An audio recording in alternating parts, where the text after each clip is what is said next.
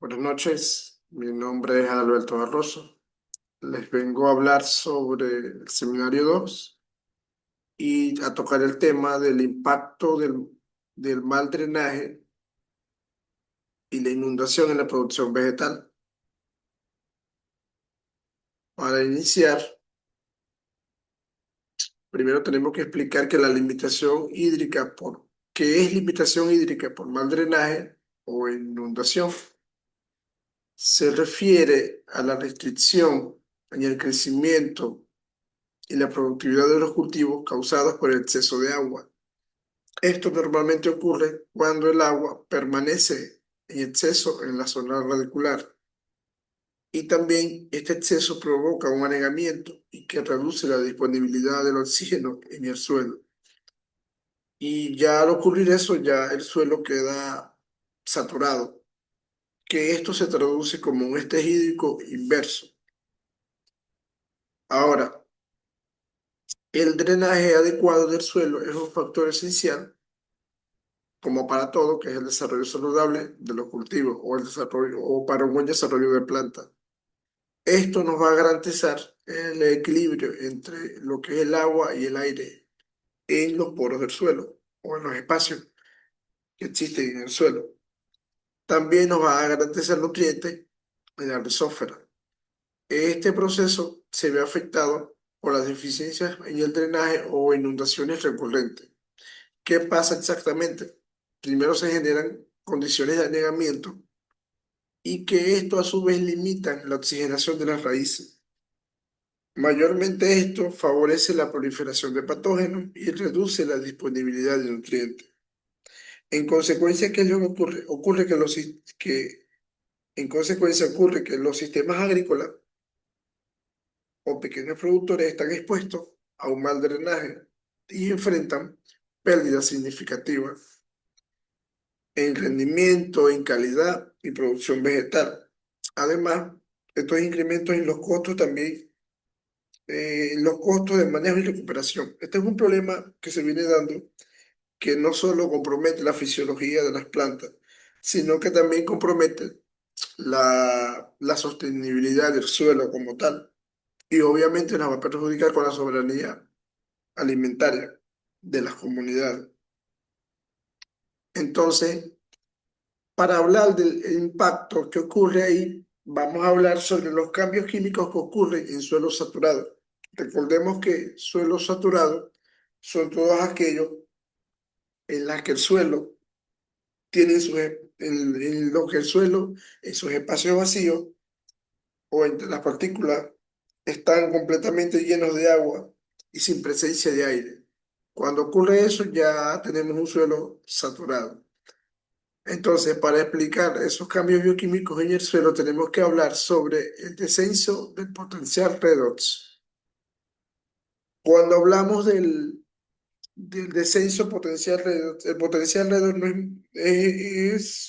mide el estado de oxidación o reducción del suelo, que eso se mide en milivoltios.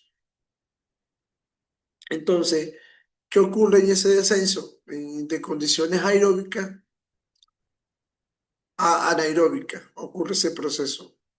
También en ese proceso de descenso de ese potencial existe una formación de compuestos químicos tóxicos, como el hierro, tenemos el magnesio, el sulfuro de hidrógeno y el metano.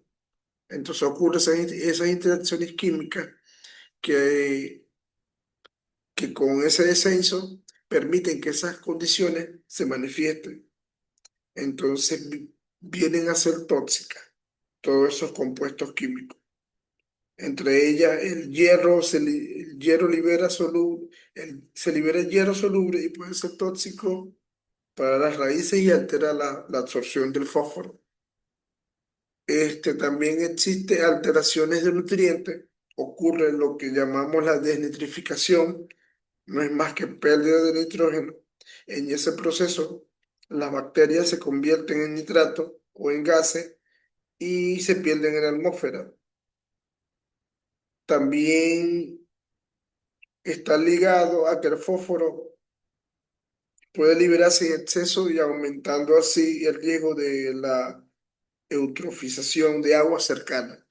Entonces, esos cambios químicos o bioquímicos en suelos saturados se ven muy notables en el descenso de lo que llamamos el potencial redox y se alteran muchas cosas, tanto los componentes químicos hasta ocurre una desnitrificación.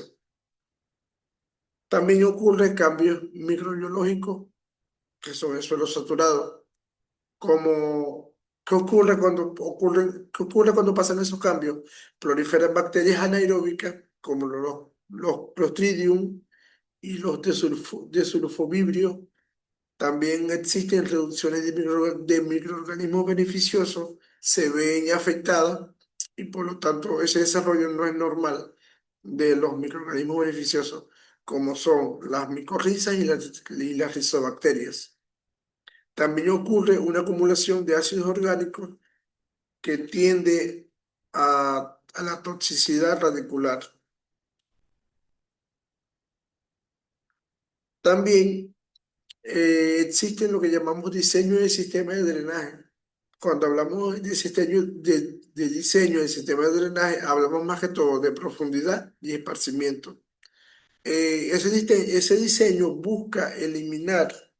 completamente, busca eliminar completamente eh, el agua en el suelo. Eso es para proteger las raíces y mejorar el crecimiento de los cultivos. Entonces, en profundidad es buscar el equilibrio entre eficiencia y viabilidad. Buscando eso, vamos a conseguir las profundidades típicas, las más recomendadas de acuerdo a nuestro cultivo. Eso tiene mucho que ver con el tipo de cultivos que sembremos, si es hortalizas, si son cultivos de raíces profundas, o también tiene sus limitaciones edáficas y su profundidad excesiva. En esparcimiento también vamos a tener una respuesta al tipo del suelo y al régimen hídrico. Entonces, en ese espaciamiento entre líneas de drenaje va a determinar la densidad del sistema y su capacidad a las respuestas, a las respuestas ante lluvias intensas. Como por ejemplo, en suelos arcillosos, la conductividad hidráulica es baja. En suelos francos o en suelos arenosos hay alta conductividad hidráulica y en cultivos sensibles el anegamiento en hortalizas y en hojas, y donde ocurren zonas con lluvias torrenciales, donde son muy recurrentes. En estos sistemas, ¿qué ocurre? Que a mayor profundidad va a permitir el mayor esparcimiento si el suelo drena bien. Y a menor profundidad va a necesitar más esparcimiento para que el agua se elimine rápido o se filtre rápido. Entonces eso va a tener mucho que ver con lo que es la profundidad y el esparcimiento en ese tema. Ahora, conozcamos un poco sobre los cultivos o variedades que toleran ciertas condiciones, como por ejemplo el arroz es el cultivo fuerte para suelos inundables y estas variedades se adaptan mucho a, a suelos con bastante humedad o bastante agua, podríamos decir. Variedades ya probadas ya como el sabanero A1, el sabanero A2, que son ya investigaciones realizadas por el línea y son usadas en zonas de sabana y en suelos hidromórficos. También tenemos la yuca. Obviamente la yuca, dependiendo de la variedad, si es criolla o blanca en Venezuela, también muestra ciertas tolerancias a suelos pesados y a suelos húmedos, como son la parte del Guárico y Monaga. También el pasto existen variedades de pastos que toleran bastante inundabilidad, como las brachiarias, las paspalum o las echinacloa. Eso también son variedades que se adaptan a las condiciones de saturación de agua. También vamos a hablar un poco sobre la relevancia de la investigación científica, que vamos a hablar de dos específicamente. Primero uno, vamos a hablar de la investigación que realizó Leopoldo Ortega y Luis Salgado en el Instituto de Investigaciones Agropecuarias en Chile sobre el drenaje de suelos agrícolas.